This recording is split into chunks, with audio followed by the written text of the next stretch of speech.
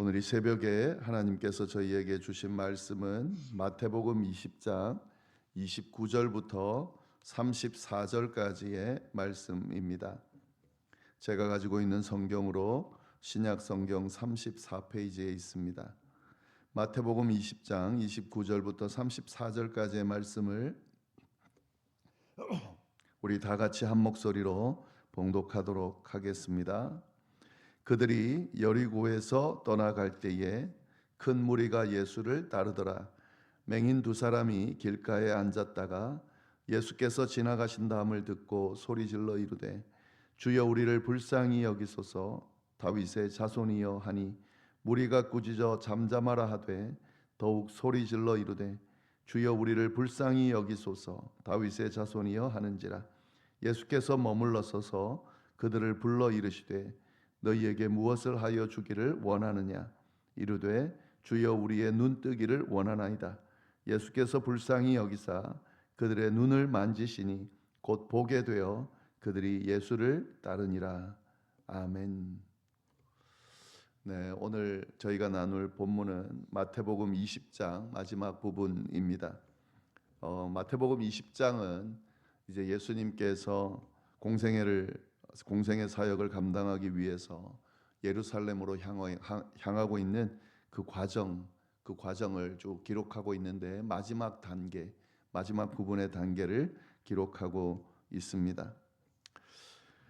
이 내용 안에 보시면은 저희가 나누지는 않았지만 1절부터 16절까지 보면 포도원 품꾼의 비유를 예수님께서 말씀하시고, 그리고 17절부터 19절까지 보시면은 세 번째 순환 예고를 하시고, 그리고 세베대의 아들들과 그 어머니의 청탁하는 그 사건의 내용이 20절부터 28절까지 나옵니다. 그리고 이어서 오늘 본문이 주어지고 있습니다. 오늘 본문을 보면 어떻게 하면 주님 앞에 온전히 바르게 나아가고 주님 앞에 바르게 기도할 수 있을 것인가에 대한 내용을 우리가 볼 수 있는데, 어떤 내용인지 함께 보도록 하겠습니다.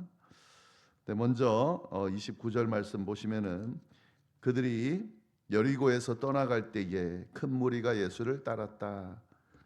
여리고에서 떠나갔다. 이제 여리고에서 예루살렘으로 향했다, 이런 말인데, 여리고는 예루살렘 북동쪽으로 약 27km 떨어진 곳에 있는 곳입니다. 예루살렘이 지금 높은 곳에 있고요. 약 900m 정도 낮은 지대에 위치한 오아시스 도시가 바로 여리고입니다. 예루살렘으로 올라갈 때에 꼭 거쳐야 하는 그런 도시 중에 하나입니다. 그래서 예수님도 당연히 이 여리고를 지나가고 있었는데요. 큰 무리가 예수를 따랐다. 예수님이 지금 계속해서 많은 무리들이 예수님을 따르고 있지만, 사실 지금 예루살렘으로 향하는, 이제 십자가를 지기 위해서 예루살렘으로 향하는 이때는 그 예수님의 인기가 절정에 다다라서 가는 곳마다 많은 사람들이 따를 때였습니다. 그리고 예수님을 메시아로 믿는 사람들이 많아지고, 물론 그 메시아라고 하는 것이 정치적인 메시아, 유대를 로마의 압제로부터 벗어나게 할 그런 메시아로 물론 알고 있었던 거긴 하지만, 그래도 예수님을 그 메시아로 인정하면서 수많은 무리들이 이제 뭔가 큰 일이 일어날 거다라는 기대감을 가지고 따르고 있었습니다. 지금도 마찬가지입니다. 그들이 여리고에서 떠나갈 때에 큰 무리가 예수님을 따른다 하는 거죠. 근데 그 상황에서 30절 말씀 보시면 맹인 두 사람이 길가에 앉았다가 예수께서 지나가신다함을 듣고 소리질러 이르되 주여 우리를 불쌍히 여기소서. 다윗의 자손이여 하니. 맹인 두 사람이 등장을 합니다. 오늘 사건의 주인공인데요. 맹인 두 사람, 보지 못하는 사람 두 사람이 길가에 앉았다. 길가에 왜 앉아 있을까요? 당연히 구걸하려고 앉았겠죠. 예루살렘은 그 여리고는 예루살렘으로 가기 위해서 지나가야 되는 도시라 그랬습니다. 수많은 사람들이 지나가고 있는 그 길목에 지금 앉아 있다라고 하는 것은 그들의 생계를 위해서 구걸하고 있는, 보지 못하니까 당연하겠죠. 그래서 구걸하고 있는 그 두 사람이 앉아 있었는데 예수께서 지나가신다 함을 들었다 하는 거죠. 그들은 볼 수는 없지만 들을 수는 있습니다. 그래서 아마 예수님에 대해서 소문으로 들었을 거라 생각이 들고요. 그런 생각을 하지 않았을까 싶은데요. 이 병자들을 고치는 능력 있는 분이 오셨다더라, 있으시다더라. 그리고 모든 것을 해방시켜줄 메시아라더라. 뭐 이런 소문을 아마 들었을 텐데 그 소문의 주인공이 지금 눈앞에 지나가고 있는 거죠. 그래서 그 소식을 들은 겁니다. 당연히 어떻게 하겠습니까? 당연히 그런 분, 우리의 눈을 고칠 수도 있는 그런 분이 지나간다 하니 당연히 그 예수님을 붙들어야 되겠죠. 근데 예수님을 붙들 수 있는 방법이 없는 겁니다. 그래서 어떻게 합니까? 소리를 쳤습니다. 예.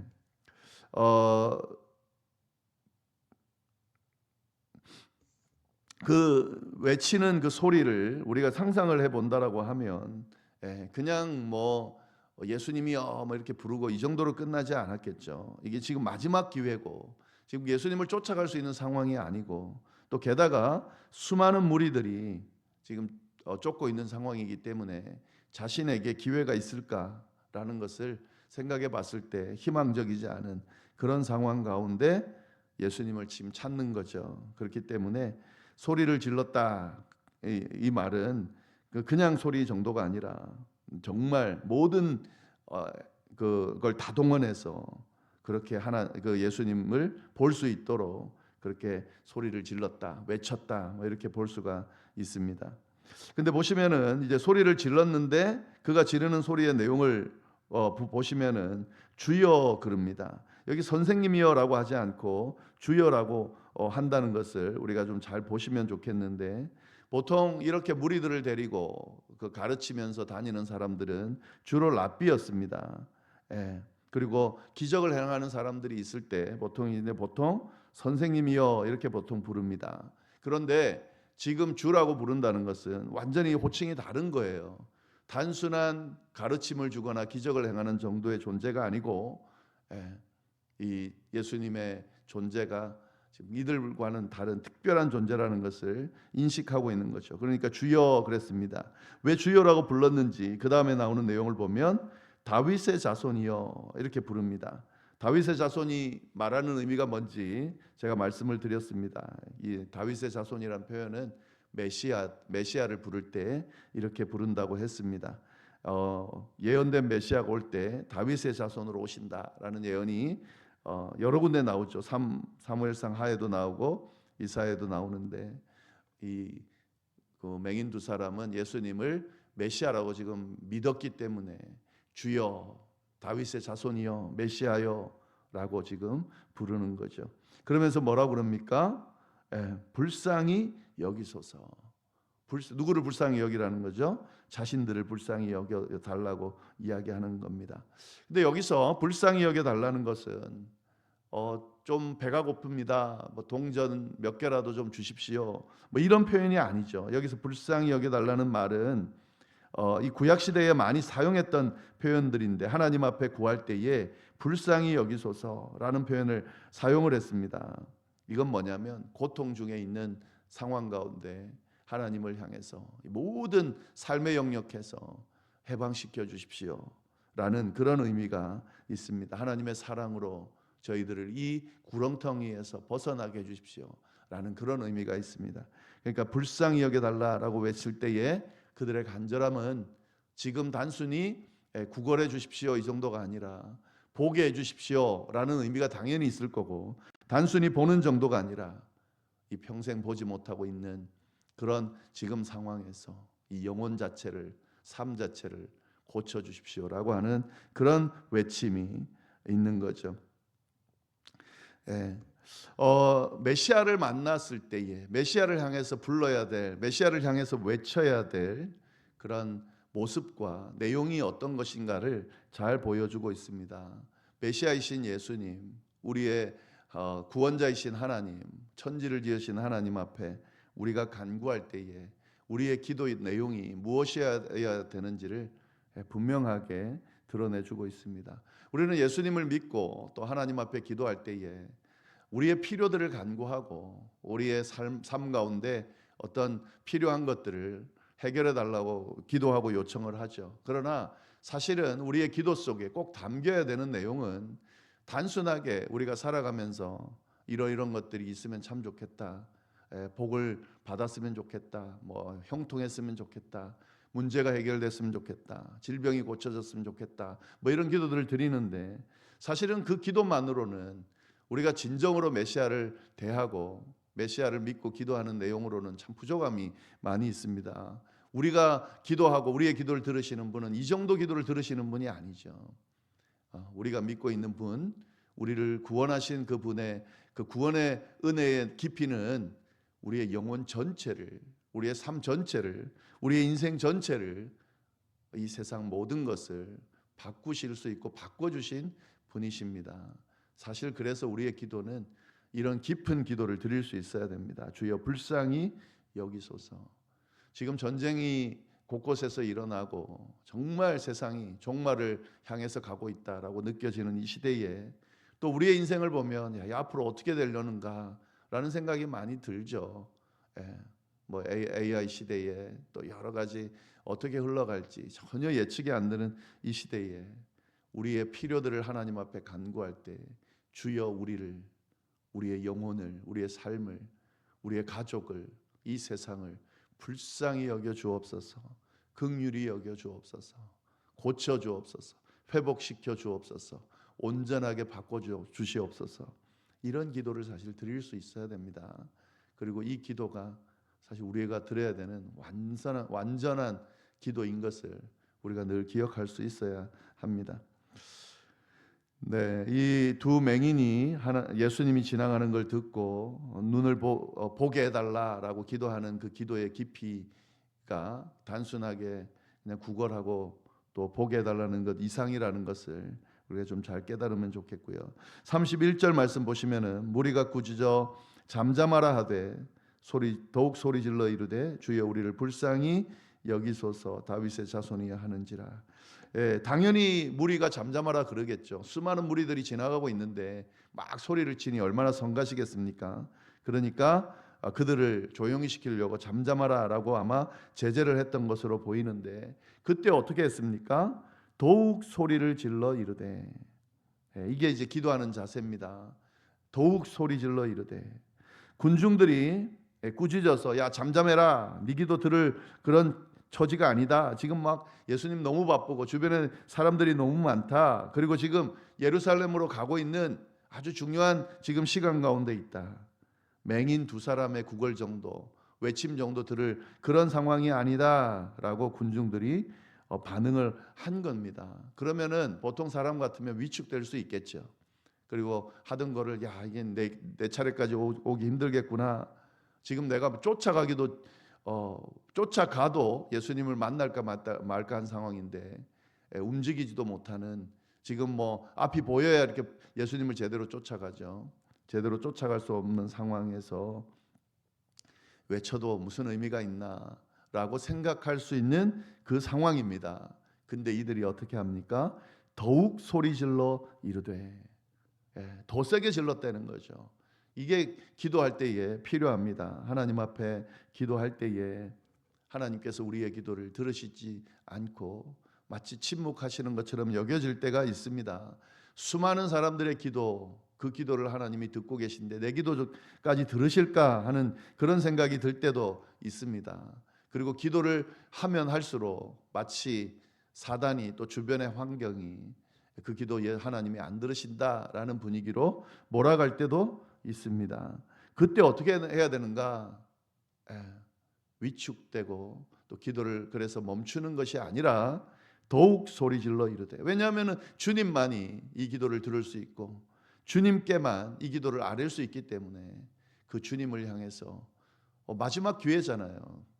그 유일한 기회고 유일한 분이시고 그러니까 해결법이고 그러니까 더 소리를 질러야 돼요. 언제까지요? 들으실 때까지, 응답하실 때까지 더 소리를 지르는 거죠. 우리의 기도는 항상 이런 자세여야 됩니다. 끝까지 기도할 수 있어야 된다 하는 거죠. 누가복음 18장에 보면 불의한 재판관과 과부의 비유가 있잖아요. 과부가 포기하지 않고 끝까지 뭐라고 그러든 끝까지 기도하는 것이 기도했던 것처럼 우리의 기도도 필요합니다. 예수님께서 아예 그 비유를 통해서 말씀하시면서 낙심하지 말고 항상 기도하라라고 분명히 말씀해 주셨습니다. 이 두 맹인은 예수님의 그 말씀을 뭐 들었든지 안 들었든지 그런 그 말씀대로 지금 기도하고 있는 것을 볼 수가 있습니다. 더욱 소리질러 이르되 주여 우리를 불쌍히 여기소서 다윗의 자손이여 하는지라. 당신은 메시아입니다. 당신만이 나를 불쌍히 여길 수 있습니다. 당신이 응답하지 않으면 저는 길이 없습니다. 답이 없습니다. 주님 저를 불쌍히 여겨 주십시오.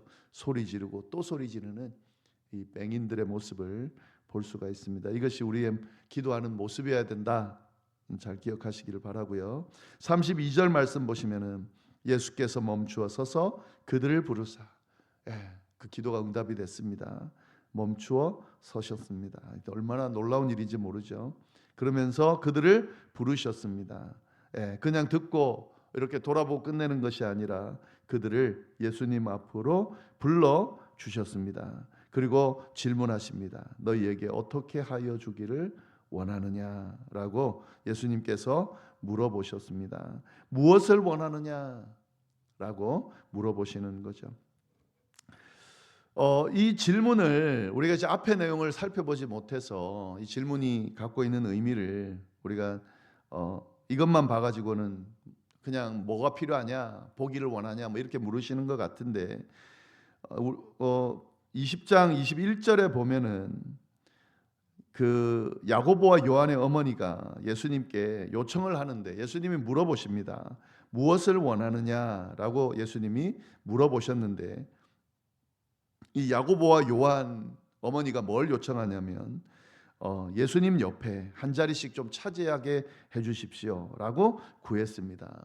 이게 굉장히 세상적이죠. 예수님께서 그 구하는 것을 그건 하나님의 뜻에 있고 나를 따르라 뭐 이렇게 이제 인도를 그 말씀을 하셨는데 이 그 야고보와 요한이 구하는 세상적인 필요 그 필요와는 지금 이것은 너무 다른 거죠. 예수님께서 뭘 원하냐라고 물었을 때에 뭐라고 대답을 합니까? 33절 말씀을 보시면은 이르되 우리의 눈뜨기를 원합니다.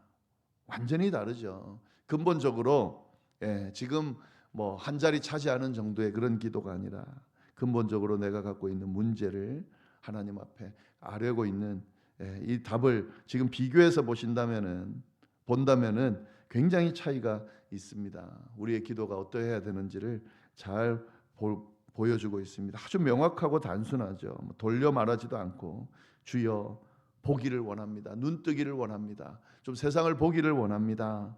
라고 그렇게 이야기를 하고 있습니다. 그리고 이 보기를 원한다라고 할 때에 그때 이들의 간구가 그냥 단순하게 보기를 원합니다라고 할 수도 있지만 우리가 여기서 유추해 볼 수 있는 것은 다윗의 자손이여 우리를 불쌍히 여기소서라고 예수님을 세운 후에 보기를 원합니다라고 했습니다. 근데 사실 이 본다라고 하는 것은 단순하게 장님이 눈을 뜨는 정도의 의미가 아니고요.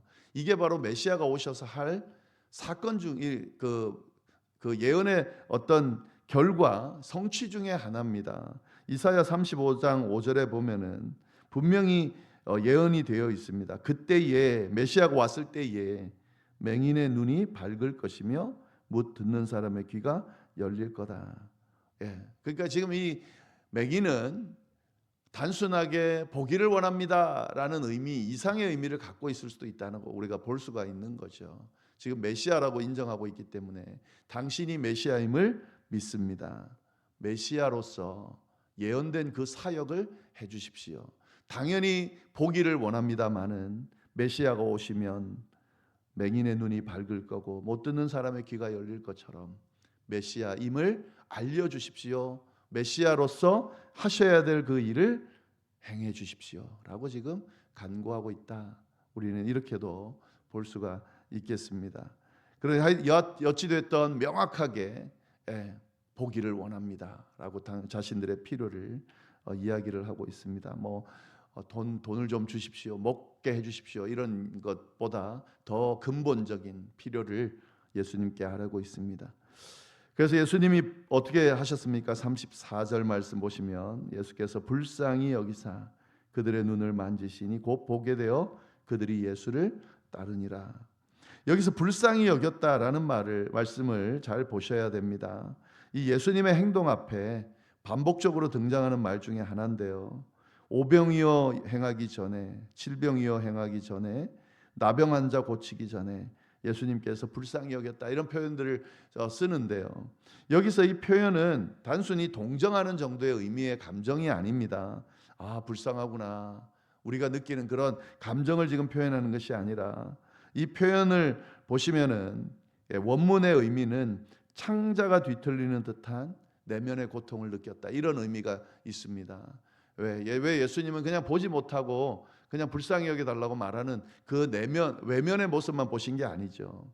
그가 가지고 있는 깊은 내면의 상처와 또 이 맹인들뿐만 아니라 인류 자체가 가지고 있는 그런 근본적인 문제들을 예수님께서 보시고 불쌍히 여기시는 거죠. 왜냐하면 예수님 지금 예루살렘으로 향해서 공생의 사역을 감당하려고 지금 하고 있는 상황이기 때문에 인류에 대한 측은함이 이런 어떤 깊은 창자가 뒤틀릴 듯한 그런 불쌍한 감정이 있으셨겠죠. 그래서 그도 또한 불쌍히 여기는 거죠.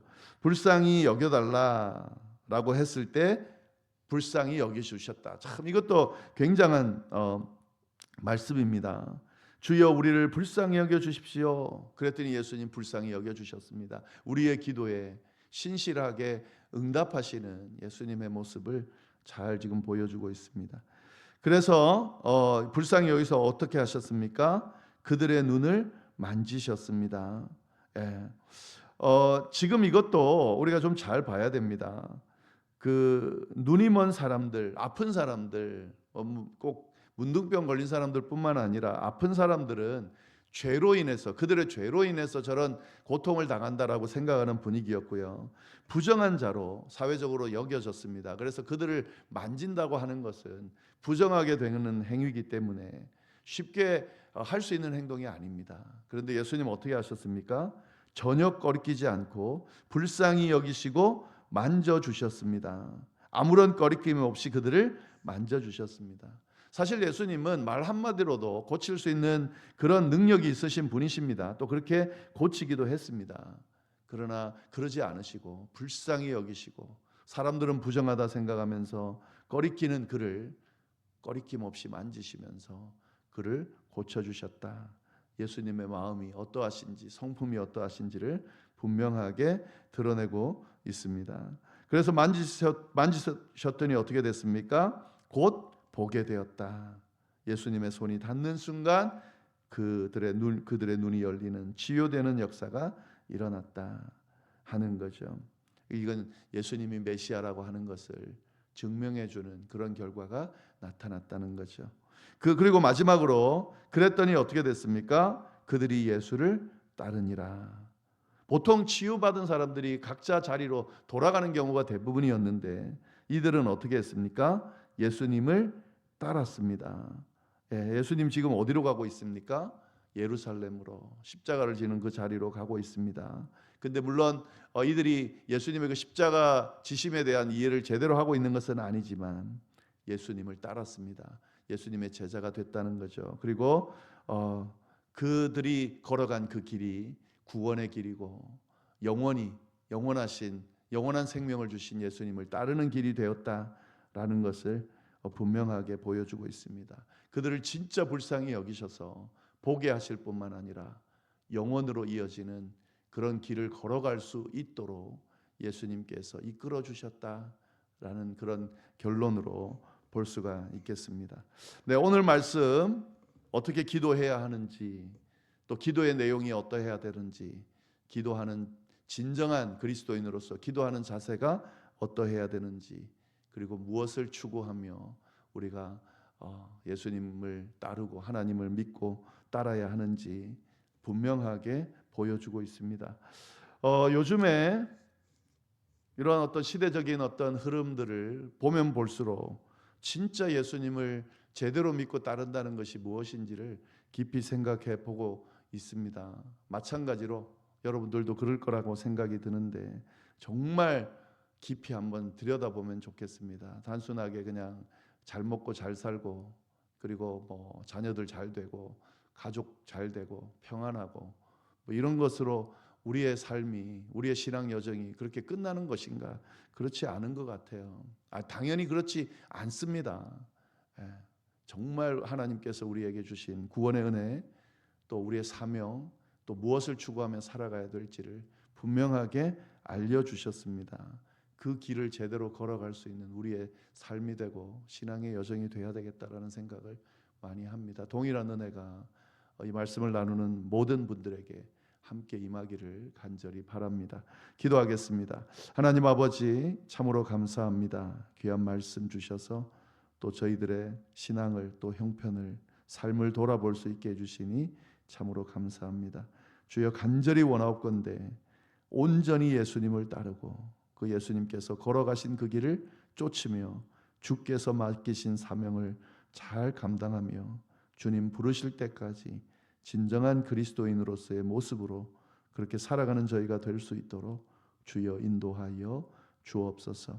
필요를 간구하며 기도하고 있는 그런 분들이 있습니다. 하나님 함께하여 주셔서 응답하실 때까지 기도하게 하시고 그리고 응답되어지는 역사를 경험할 수 있도록 주여 인도하여 주옵소서. 감사하며 예수님의 이름으로 기도드립니다. 아멘.